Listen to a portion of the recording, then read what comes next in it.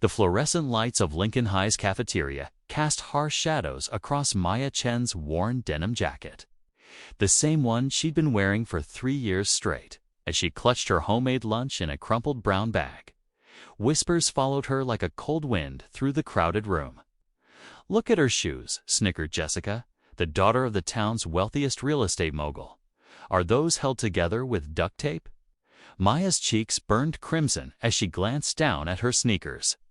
The silver tape was barely visible, but somehow these girls had eyes like hawks for any sign of poverty.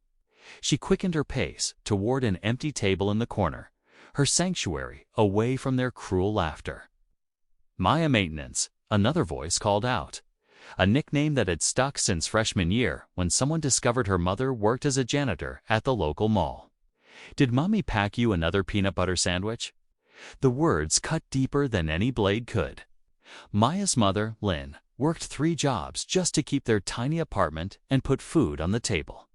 She cleaned offices at night, worked at a laundromat during the day, and spent weekends doing alterations for neighbors who paid her in cash under the table. Maya had never told anyone about the nights she fell asleep to the gentle hum of her mother's sewing machine, creating magic from scraps of fabric she'd found in dumpsters behind textile shops. That afternoon, Maya sat in her last period art class, sketching dress designs in the margins of her history textbook. Mrs. Rodriguez, the art teacher, noticed the intricate drawings and approached Maya's desk. "These are extraordinary," she whispered, careful not to draw attention from other students. "Have you ever thought about fashion design?" Maya's heart raced. Fashion design seemed like a world reserved for people with money, connections, and privilege, everything she lacked. "I could never afford fashion school," she replied quietly. "Talent like yours finds a way," Mrs. Rodriguez said with a knowing smile.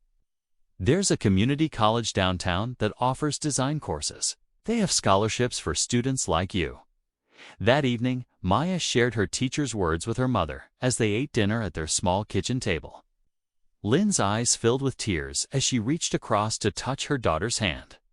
"My beautiful girl," she said in her accented English, "I came to this country with nothing but dreams sewn into the lining of my coat.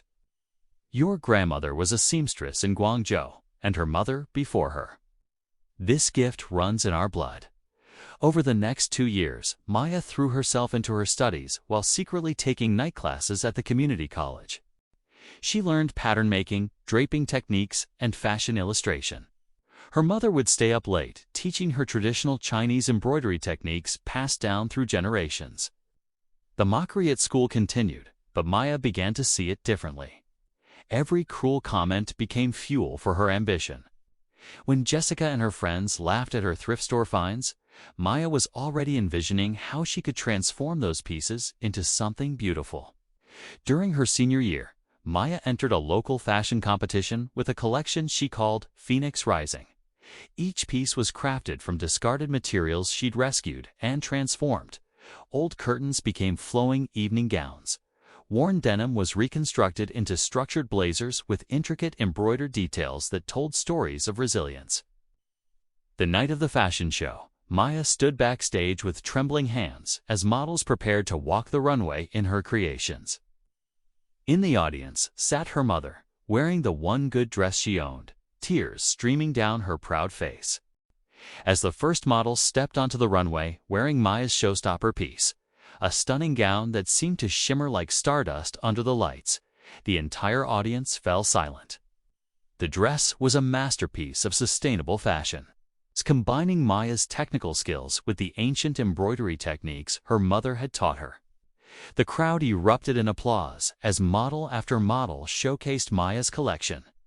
When she took her bow at the end, Maya spotted familiar faces in the audience: Jessica and several classmates who had tormented her for years.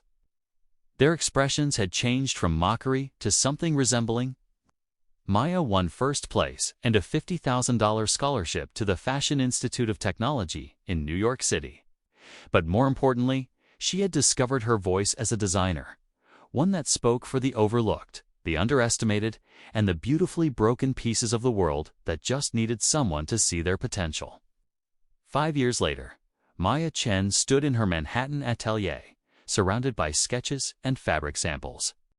Her sustainable fashion brand, Golden Thread, had just been featured on the cover of Vogue. The article inside told the story of the girl who turned mockery into motivation and created a fashion empire built on the principles of transformation and hope. Her designs were worn by celebrities on red carpets, but Maya's true pride came from her scholarship program that helped other young designers from low-income families pursue their dreams. She had also opened a training center in her hometown, offering free courses to anyone wanting to learn fashion design and sustainable practices.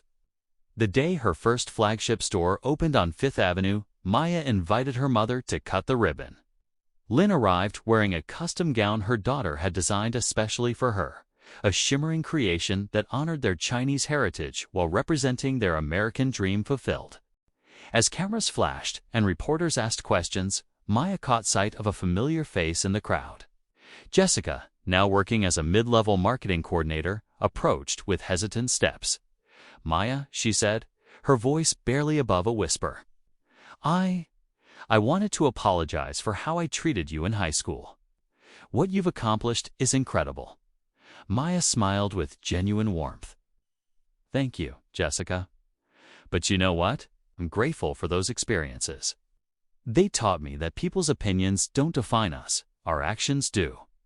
That evening, as Maya walked through her gleaming store filled with beautiful clothes that carried stories of hope and transformation, she thought about the girl she used to be.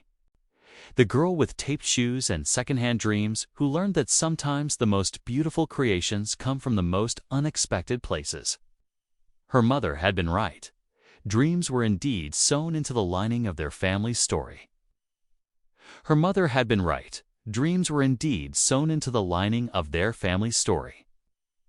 And now, Maya was helping others stitch their own dreams into reality, one golden thread at a time.